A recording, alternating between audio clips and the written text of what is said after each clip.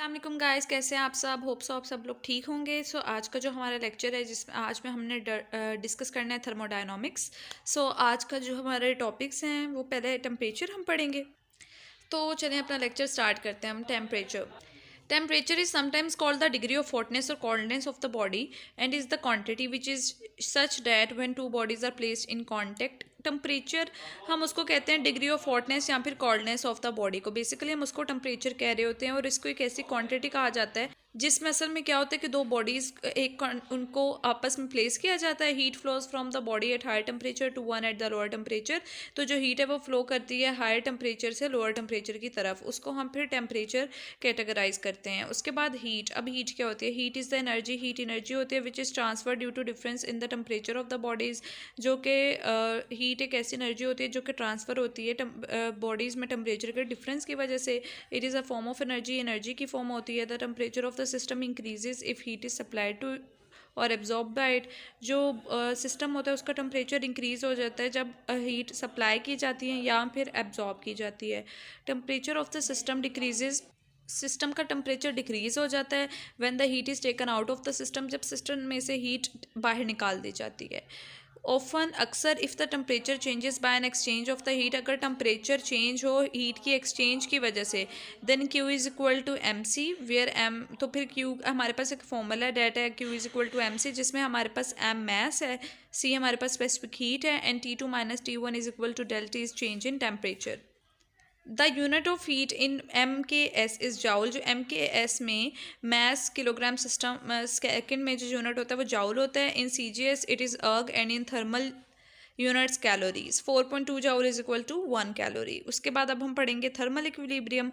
Objects A and B are in contact. जो object A और B है वो एक कॉन्टैक्ट में है। If heat flows from A to B, अगर हीट ए से बी में फ्लो हो then A is at higher temperature than B, तो फिर ए का टेम्परेचर हाई है और बी का लो। When heat flow from A to B is zero, जब हीट जो फ्लो हो रही है ए टू बी में वो जीरो है, इसका मतलब two objects are in thermal equilibrium. दोनों ऑब्जेक्ट्स थर्मल इक्विलिब्रियम है, उनका टेम्परेचर सेम है। उसके बाद है zeroth law. When two systems A and B are separately in thermal equilibrium with a third system C, जब दो सिस्टम जैसे ए और बी ये सेपरेटली एक थर्ड सिस्टम सी के साथ इक्विलिब्रियम में होते हैं, then the first two system will be also be in thermal equilibrium. तो जो पहले दो सिस्टम है वो भी थर्मल इक्विलिब्रियम में ही होते हैं विद ईच अदर, एक दूसरे के साथ।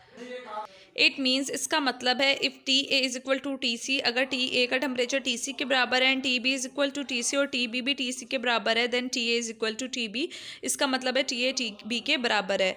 This is according to this law. Thus according to this law, इस लॉ के मुताबिक टेम्परेचर इज डैट, टेम्परेचर वो है that intrinsic property of an object, एक ऑब्जेक्ट की इंट्रिंसिक प्रॉपर्टी है on the basis of which, जिसकी बेस पर वी कैन से डैट हम कह सकते हैं कि whether the object is in thermal equilibrium, कि वो ऑब्जेक्ट थर्मल इक्विलिब्रियम में है विद अनदर और नॉट, किसी दूसरे ऑब्जेक्ट के साथ थर्मल इक्विलिब्रियम में है या फिर नहीं। ये फॉर योर इन्फॉर्मेशन वाला पैराग्राफ है, ये भी पढ़ लेते हैं।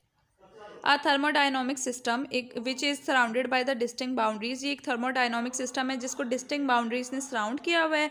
An open system, close system and isolated system. अब हम पढ़ेंगे तीनों सिस्टम्स क्या होते हैं।